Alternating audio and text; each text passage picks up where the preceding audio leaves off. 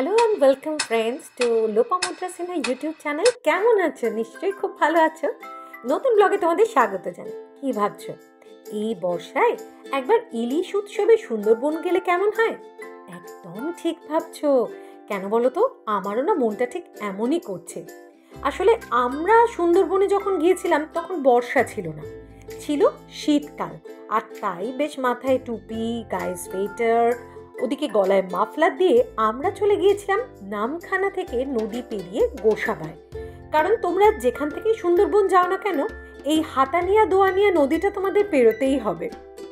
নদী পেরোনো ছাড়া নিস্তার নেই কিন্তু।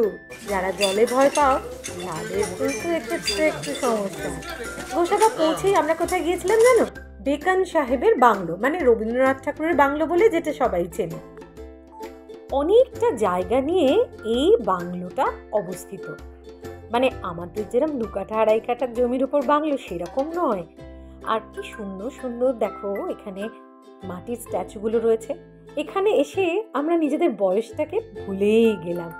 দোলনা, ঢেঁকি, স্লিপ চড়ে পৌঁছে গেলাম সেই একদম কিশোরী বয়সে। কি সুন্দর চারপাশটা, এত মনোরম পরিবেশ না, মানে মনে হচ্ছিল ওখানেই পুরো দিনটা আমরা কাটিয়ে দিই। এই যে বাঘ বাবাজি, সুন্দরবনে আসবো, বাঘ বাবাজির সঙ্গে দেখা হবে না তা তো হয় না। হ্যাঁ, সামনাসামনি দেখাটা অবশ্য সবার ভাগ্যে থাকে না। বাংলোটা কি সুন্দর রক্ষণাবেক্ষণ করা হয়েছে দেখেছো? কিন্তু ওই বাংলোটা যিনি বানিয়েছিলেন হ্যামিল্টন সাহেব, তার বাংলোটা এই যে শেষে দেখালাম, সেটার একদম যত্ন নেই। এগুলো দেখার পরে আমরা চলে এসেছিলাম আমাদের সেদিনের আস্তানায়, মানে আমরা যে হোটেল, রিসর্ট বা হোমস্টে যাই বলো না কেন যেখানে ছিলাম। এসেই কিন্তু রিকনাথ আর লালু হলুদের নিয়ে বসে পড়েছিল মাঠের মধ্যে। আর এখানেই দুপুরবেলা আমরা স্নান সেরে বেরিয়ে পড়েছিলাম চারপাশটা একটু পায়ে হেঁটে দেখবো বলে। এত নিস্তব্ধ পরিবেশ, তার মাঝখানে পাখিদের গান দারুণ লাগছিল। দুপুরে একটু খাওয়া দাওয়ার পর বিশ্রাম নিয়ে সন্ধেবেলা আমাদের এই হোটেলের চত্বরেই যে মন্দিরটা রয়েছে রাধাকৃষ্ণের, সেখানে আরতি দেখে আমরা বেরিয়ে পড়েছিলাম। আশপাশের দোকানগুলো ঘুরে দেখতে দেখতে একটা দারুণ জিনিসের সন্ধান পেলাম। বলো তো এটা কি? তোমরা কেউ এর আগে দেখেছো? দেখে থাকলে আমাকে কমেন্টে জানিও কিন্তু। আমি কিন্তু ফার্স্ট টাইম এটা দেখা পেলাম। এটা হলো বাক্স বাদাম। নামটা শুনেছিলাম কিন্তু আমার টেস্ট করা হয়নি। আর তারপর ঘুরে ঘুরে আশপাশটা দেখছিলাম। শাড়ি দিয়ে নৌকোগুলো রাখা ছিল। এই তো ফুচকা, এটা আমি যেখানেই যাই খেতেই হয়। তার কারণ আমার কেন জানি না মনে হয় ফুচকা না খেলে সেই জায়গার চরিত্রটাকে বিশ্লেষণ করা যায়। এটা আমার ব্যক্তিগত মত। তারপর তোমরাও কিন্তু এরকমভাবে না হোটেলে ফিরে এসে সন্ধ্যেবেলা দারুণ আদিবাসী নৃত্য দেখতে পারো। আমাদের কিন্তু সুন্দরবনে গিয়ে একটা দারুণ প্রাপ্তি ঘটেছিল। কি বলতো? যাত্রাপালা দেখা। আমরা সেদিন ওখানে উপস্থিত সমস্ত পর্যটকরা মিলে হোটেল ওনারকে বলেছিলাম আমরা এই যাত্রাপালাটা দেখতে চাই। উনি ব্যবস্থা করে দিয়েছে কিছু টাকা নিয়ে। এটা একটা দারুণ অভিজ্ঞতা বলতে পারো।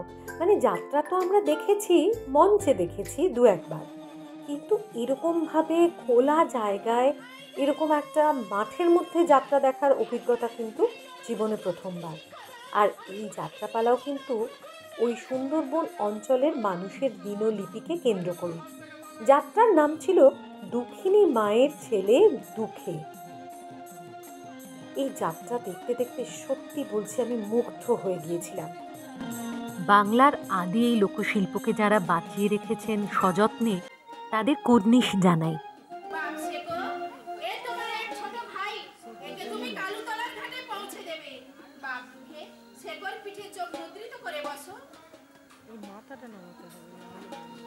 যখনই বিপদে পড়বে একবার আমাকে স্মরণ করবে, আমি তোমাকে রক্ষা করব।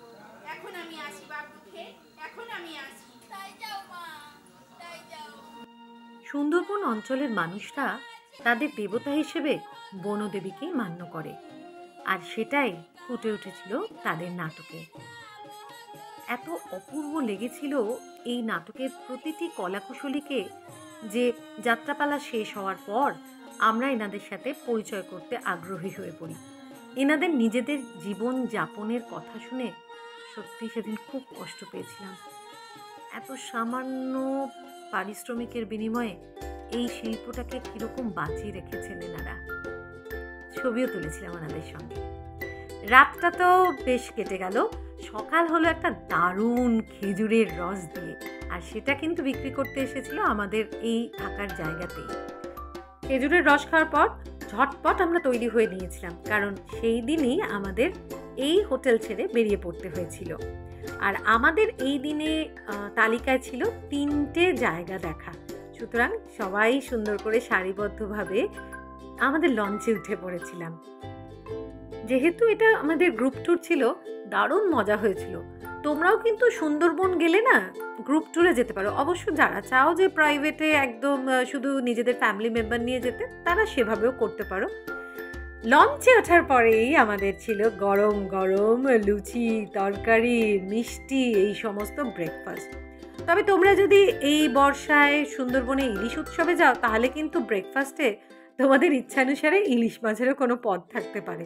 অবশ্য ব্রেকফাস্টে মাছটা জানি না, তোমাদের কারোর ইচ্ছে করে খেতে? করলে আমাকে প্লিজ কমেন্টে জানিয়ে তো, দেখবো কারা তারা। যাই হোক, আমাদের লঞ্চ তো এগিয়ে চললো এই সুন্দরবনের ম্যানগ্রোভ অরণ্যের পাশ দিয়ে, যেখানে সবাই বেশ মনে মনে চাইছে তার দেখা পেলে খুব ভালো হয়। আমি কিন্তু একদম চাইছিলাম না, কারণ আমি তো জানি যারা সত্যি সত্যি আচমকা ওখানে থাকাকালীন দেখা পেয়ে যায়, তাদের কত লোকের জীবনহানি ঘটে। তাই আমি আর অত মন দিয়ে চাইনি। আমি চাইছিলাম প্রত্যেকটা স্পট যাতে ভালো করে দেখতে পারি। প্রথমেই আমরা গিয়েছিলাম সজনেখালি টাইগার রিজার্ভে। ফেন্সিং দিয়ে জায়গাটা করা রয়েছে, ভেতরে ঢুকে দেখলাম অনেকটা জায়গা। আর গিয়ে শুধু যে বন্য প্রাণী দেখবো এই আশায় যাইনি, আরও একটা জিনিস আশা করেছিলাম। তোমাদের সঙ্গে আমার আইডিয়াটা মেলে কিনা দেখি তো। এই যে এই গাছগুলো, মানে সুন্দরী, গেওয়া, গরান, এই যে গাছগুলোর কথা আমরা ছোটবেলায় বইয়ের পাতায় পড়েছি, সেইগুলোকে চাক্ষুষ করা আমার খুব ইচ্ছা ছিল, আর সেটাই কিন্তু আমরা করলাম। আর সেটা করতে করতে ওটা কি, ও বাবা, নদীর পাড়ে কে রোদ পোয়াচ্ছেন? কুমির। একবার যদি কাউকে ভালো লেগে যায় না কাছাকাছি, তাহলে তুলে নিতে দ্বিধা করে না। আমরা ঘুরতে ঘুরতে ওপরে সজনেখালির যে ওয়াচ টাওয়ারটা আছে সেখানে এলাম। এসে দেখলাম এরকম একটা বিশাল আকারের মৌচাক হয়েছে। ওইখান থেকে যদি কেউ দুষ্টুমি করে একটু ঢিল মারে না, তাহলে আমাদের অবস্থা যা তা হতো, মানে ফুল ফুটিয়ে দিলে পুরো ট্রিপটাই ম্যাসাকার হতো। উপর থেকে চারপাশটা দেখতে বেশ ভালোই লাগছিল। বেশ অনেক দূর পর্যন্ত বিস্তৃত বনভূমি। তবে একটা কথা কি, এখানে বনভূমি দেখে কিরকম যেন ফাঁকা ফাঁকা লাগছিল। মানে ছোটবেলায় সুন্দরবনের যত ঘনত্ব দেখেছি, মানে বনাঞ্চলের ডেন্সিটি যতটা, এখন কিন্তু ততটা নেই। আর এই যে এই হলো সুন্দরবনের একটা ইউএসপি, শ্বাসমূল। আমরা যদিও শ্বাসমূল এর আগে দেখেছি, কিন্তু রিকের লাইফে ফার্স্ট টাইম এই শ্বাসমূল দেখাও তো ভীষণ চমকে উঠেছিল। ভাবতেই পারেনি শ্বাসমূল এরকম হয়। আর এই যে এনাকে দেখেও অনেকে চমকে উঠেছেন, তার কারণ আমাদের মধ্যেই একজনের ব্যাগ নিয়ে সোজা চম্পট দিয়েছিলেন। কিরকম মাছ ঘুরছে। ব্যাস, সজনেখালি তো তখনকার মতন হয়ে গেল। আমাদের লঞ্চ তুলে নিল আমাদের, যাত্রা করবে পরের স্পটের জন্য। তবে আমরা যে গেট দিয়ে নেমেছিলাম সজনেখালিতে, সেই গেট দিয়ে আর ব্যাক করিনি। আমরা ওই টাইগার রিজার্ভের ভেতর অনেকটা ঘুরতে ঘুরতে আর একটা পয়েন্ট থেকে আমাদের লঞ্চে উঠেছিলাম। আর মন যখন মেতে ওঠে আনন্দে, তখন কি বলতো, পা থামতে চায় না। আর তাই তাল মিলিয়েছিলাম গানের সঙ্গে। না না না না না না না, গানটা আমি কিছুতেই শোনাতে পারবো না, গানটা দিলে তো আমি কপিরাইটের আওতায় পড়ে যাব, সেটা চাই না। সো আমি জানি তোমরা মার্সি করে দেবে মনে মনে। নিশ্চয়ই বুঝতে পারছো কী কী গানে আমি পা মিলিয়েছিলাম। এবার আমরা নামলাম সুধন্যখালি টাইগার রিজার্ভ। আচ্ছা, তোমরা যারা ইতিমধ্যেই সুন্দরবনে ঢু মেরেছো, তারা কি পরপর এই স্পটগুলো ভিজিট করেছো নাকি অন্য কিছু করেছো? আমাকে একটু জানিয়ে তো। ওয়াচ টাওয়ার থেকে দেখলাম গোসাপ। হ্যাঁ, মানে আমি তো এটাকে গোসাপই বলে চিনি। তোমরা কি অন্য কিছু নাম জানো? অনেকে হয়তো সায়েন্টিফিক নেমটা বলে দেবে। আমি সেটা বলছি না, মানে আমি জানতে চাইছি, কনফার্ম হতে চাইছি যে এটা গোসাপই কিনা। ওয়াচ টাওয়ার থেকে নেমে যখন আমরা আবার লঞ্চে উঠছি, তখন এই শ্বাসমূলগুলোর সাথে একটা পায়ের ছাপ দেখে আমাদের মাঝিদের জিজ্ঞেস করেছিলাম যে ওটা কি বাঘের পায়ের ছাপ। ওনারা হেসে উঠেছিলেন। লঞ্চে ওঠার পর দেখলাম বেশ কিছু মানুষ ক্লান্ত হয়ে পড়েছেন। তারা তখন লঞ্চের ভিতরে যে থাকার জায়গাগুলো আছে সেখানে বিশ্রাম নিচ্ছেন। আসলে অনেকে সুন্দরবন ট্যুরে গিয়ে কিন্তু রিসর্টে না থেকে লঞ্চেও থাকে। আমার সেই ভরসাটা ছিল না, মানে আমি একটু ভীতু প্রকৃতির মানুষ, তো তাই রাত্রিবেলা লঞ্চে থাকার চেষ্টাও করিনি, কারণ আমার বাবা বাঘের ভয়। রাত্রিবেলা যদি লঞ্চে বাঘ উঠে পড়ে, এই কথা সব ভাবতে ভাবতেই হাতে চলে এলো মুচমুচে আমুদি মাছ ভাজা। এইটা তখন কটা বাজে? ওই 12টা সাড়ে 12টা হবে। তবে বর্ষার সিজনে ইলিশ উৎসবে গেলে এই সময় কিন্তু ইলিশ করকরে ভাজা আর তার সঙ্গে ইলিশ মাছের ডিম ভাজাও পেয়ে যেতে পারো। আর চাইলে মাঝে মাঝে একটু বিশ্রাম নিতে পারো এই লঞ্চের ভিতরের অংশে। আমরাও কিন্তু মাঝে মাঝেই ওখানে চলে যাচ্ছিলাম। যখনই একটু রোদ্দুরটা বেশি হচ্ছিল তখনই নিচে চলে যাচ্ছিলাম। আর মাঝে মাঝে তো ছবি তোলা, এটা তো মাস্ট। রিকের সঙ্গেই হোক, তার বাবার সঙ্গেই হোক, কিংবা আদার্স যারা গেছে তাদের সঙ্গেই হোক, এই সুন্দর জলের বুকে ভাসতে ভাসতে ওই দেখো দূরে কাকে দেখলাম। এবার এসে পৌঁছে গেলাম সেদিনের লাস্ট যে স্পট, অর্থাৎ দোবাঁকি ক্যাম্পে। এখানে নামা মাত্রই আমাদের মাঝিরা জানালেন যে আগের দিন নাকি এই স্পট থেকে পর্যটকরা বাঘ দেখতে পেয়েছে। বাঘ দেখতে পেয়েছে কথাটা ঠিক হজম হলো না। কেন বলো তো? হ্যাঁ, লাক ভালো থাকলে দেখা যায় ঠিকই, কিন্তু আমার কেন জানি না মুখের ভাবভঙ্গি দেখে মনে হচ্ছিল এরকম বোধহয় সব পর্যটকদেরই বলা হয় যে কাল বাঘ দেখা গেছে, আজকে পেলেও পাওয়া যেতে পারে। না, বাঘের দেখা আমরা পাইনি।